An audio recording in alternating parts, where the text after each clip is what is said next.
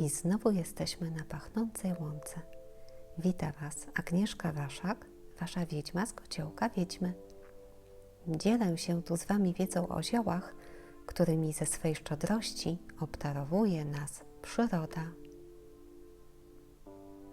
W poprzednim odcinku pokazałam Wam, jak rozpoznać kwitnący wrotycz i jak odróżnić go od podobnych ziół. Tym razem opowiem, jakie mikstury zdrowotne z niego najczęściej przygotowuję.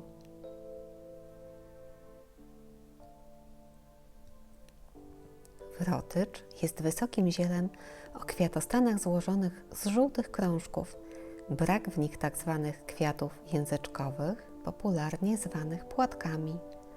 Ma czerwieniejącą łodygę i postrzępione, pierzaste liście.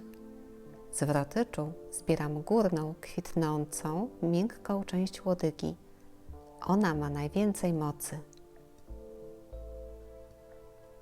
Całe ziele pachnie wyraziście, przyjemnie, coś pomiędzy terpentyną a kamforą.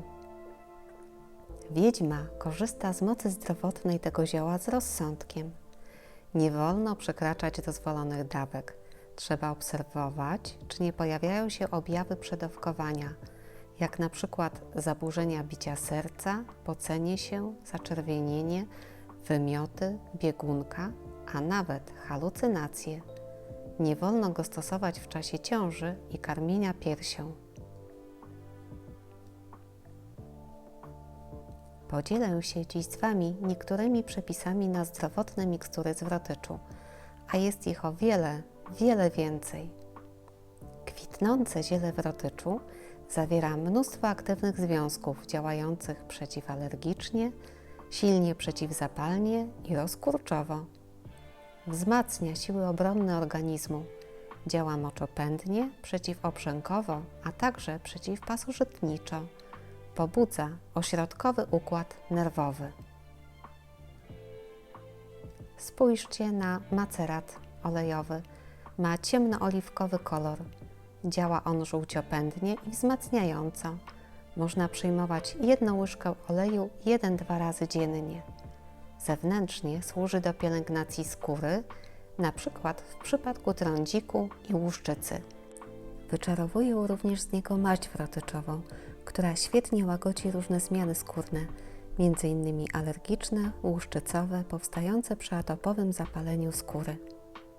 Nalewka wrotyczowa ma brązowy kolor i balsamiczny zapach. Działa m.in. przeciwbólowo i przeciwreumatycznie, a także przeciwpasożytniczo. Zewnętrznie jest dobra do okładów i przemywania skóry.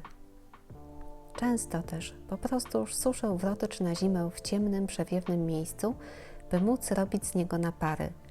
Łyżkę ziela zalewam szklanką wrzącej wody, odstawiam na 2 kwadranse do naciągnięcia. Piję małymi łyczkami, np. w przypadku migren lub przeziębień. By przygotować mikstury wrotyczowe, zebrane wcześniej kwitnące pędy dokładnie rozdrabniam, aby więcej składników aktywnych do nich przeszło. Można użyć do tego również moździerza lub nowoczesnego blendera.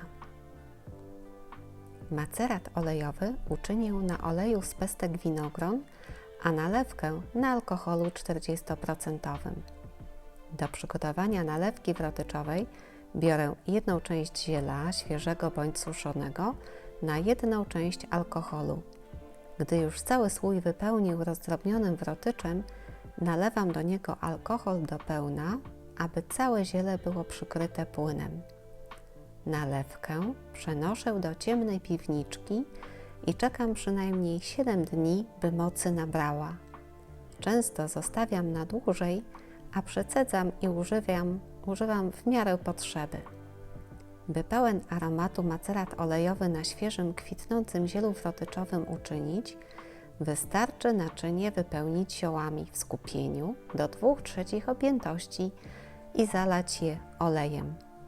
Używam lekko podgrzany olejek z pestek winogron, który jest praktycznie bezwonny, przy czym pięknie dba o skórę. Macerat gotowy jest już po 7 dniach, ale ja trzymam go przez nawet 2-3 tygodnie, zanim odcedzę. Bardzo ważne jest, by cały wrotycz był dokładnie zalany olejem, bo gdy będzie wystawał ponad powierzchnię, może spleśnieć. Z tego względu maceraty olejowe zawsze lubię mieć na oku. Jeśli podobają się Wam opowieści z Kociołka Wiedźmy, zapraszam na kolejne odcinki niedługo. Pa, pa!